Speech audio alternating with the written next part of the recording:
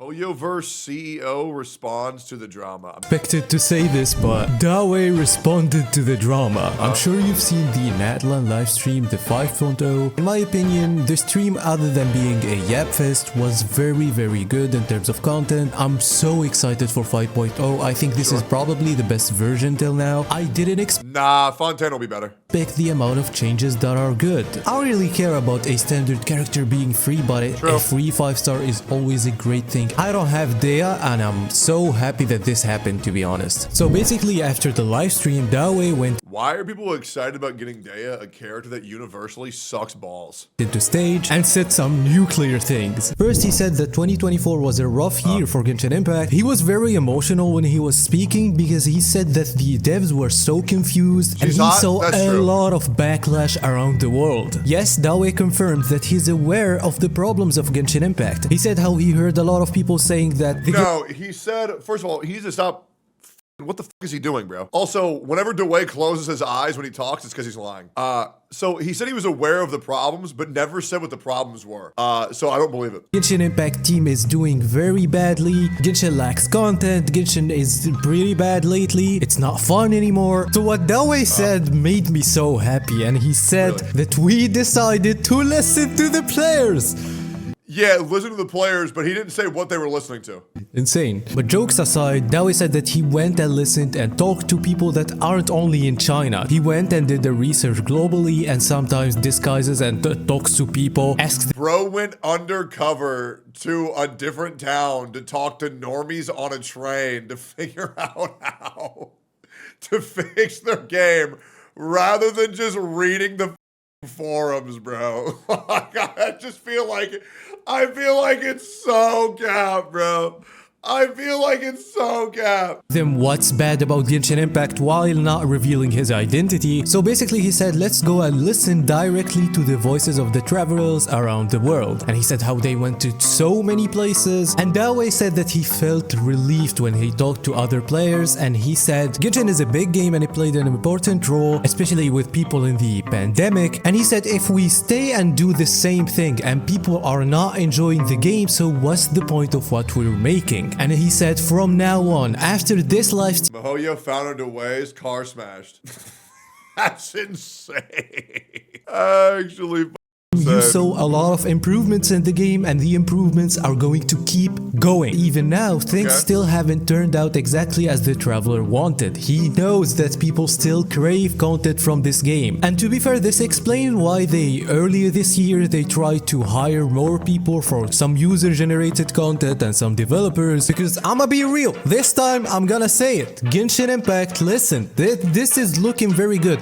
Now this will prove it with 5.1 and 5.2. did they listen? I feel like I'm in this weird like bizarro world where like this huge event happened that I'm the only guy who like didn't see. Like I'm so confused. Like what are these people thinking happened? Like do these people really think we're about to go into this game and get a better gaming experience that HSR, 𝙀𝙓𝙋𝙋𝘼, or �ZZZ could offer? I don't know what they think happened, but I promise you it didn't happen. I mean, the artifact thing is better than HSR. Wow, that's really good once every 19 days. Man, now you can miss your 2 proper substats and still get HP and flat defense. That's insane. What and who do they listen to? They're half listening. And the other thing is that all that does is change the combat experience for how strong your characters will be. And the thing is with that is the combat sucks. So like realistically, the only thing they needed to add, they did add in a region skipper. That was a great change to where you can, I think you can choose what region you start in now. Techie, you might be spreading misinfo right now. Was there not quite literally an option to where you can choose what region you go to? Or to skip a region you don't want to do? Is that not a thing? No? They only added function to start Natlan, and it's only after Liyue. You can't choose a region, you can just skip to Natlan from Liyue. Okay, so it's like adjacent to what I said. So that's pretty adjacent, you know what I'm saying? Yeah, it's fine. That's still a good change though. Not gonna lie, bro, shit talks Genshin, just a shit talk Genshin, kind of boring. Okay, so let me ask you a question. What do you think the word shit talk means? Shut up, Baldy. So what you're saying is, I love you though, I'm not wrong. Oh, okay, then prove it. So let me know how I just shit talked Genshin. And that's cause you can't. Anyways, but really need a skip dialogue button. And to be told that Paimon will be having less of a role in the dialogue, and things are getting a little bit more serious. My opinion. But 5.0, this is a very good step in the right direction. Sure. We already got a free 5-star. We got so many improvements. The artifact system, we can get the substats. That's not even in Honkai Star Rail. I think it is in ZZZ, but this is a very, very good thing. The changes to the battle pass. Wait, can you actually get that in ZZZ? Is that a thing that already exists in ZZZ? Surely not.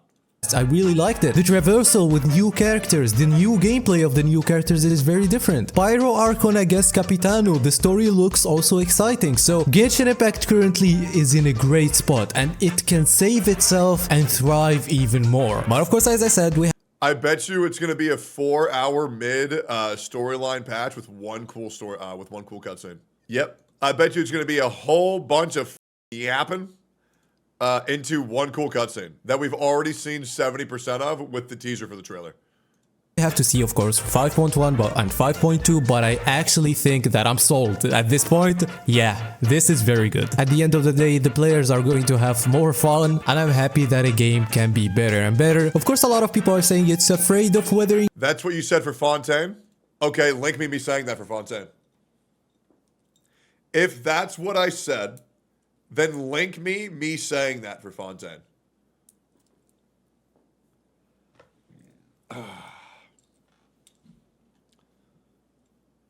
I'm ready, dog. You just show me saying that, because as I recall, I believe I said that Fontaine was great. That's what I remember. So, I mean, if I said that, then prove it. But I remember saying Fontaine was fantastic. They are never going to remove Paimon. How does CN feel about Paimon? Is it annoying as them too or no? Like, what the fuck is the point of that character? CN actually likes Paimon. What? There's no, like, all because of the VA, honestly. Paimon isn't that controversial in the Chinese community. Jesus Christ, that shit is so annoying. It's honestly just the VA. So, are we saying if we replace the VA, then Paimon will be good? Because if so, why don't we just give her the old Sucrose treatment?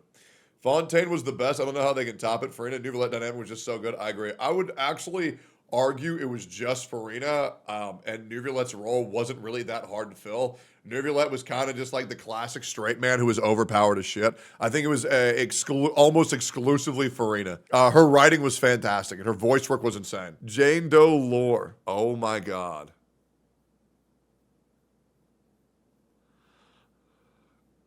Okay, so horny goat weed.